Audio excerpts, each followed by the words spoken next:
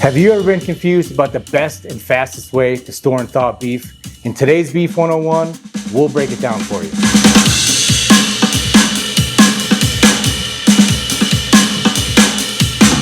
Hi, I'm Chef Dagan.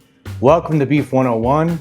Let's learn something delicious. Fresh beef should be stored at 40 degrees or below. When buying fresh beef, specifically ground beef, you'll want to decide whether to cook or freeze that within 1 to 2 days.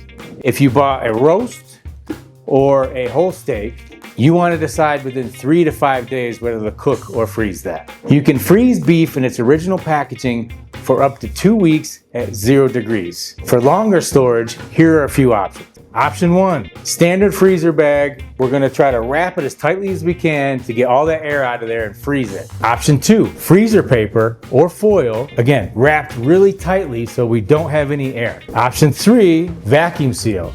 This prevents freezer burn. Steaks and roasts are good for up to 12 months, ground beef, about 4 months. So beef thawing, okay, the fridge is the best option. This requires you to plan ahead a little bit. Typically, 1 pound of ground beef is gonna take up to about 12 hours to thaw out. Roasts or steaks rely a lot on thickness, just like we do with cooking. So how long it takes to thaw is gonna be relative to how thick the meat is. Roughly, it takes about 3 to 6 hours per pound. And don't forget, when we're thawing anything out in the fridge, to use a container or a tray to put it on, so if the bag is broken, none of those juices leak out and get all over the fridge. If you forget to plan ahead, here are a few options. Place the beef in the sink under running water. Always use cold water, never hot. You can use a microwave on defrost mode. Never thaw on the counter and cook it immediately after thawing.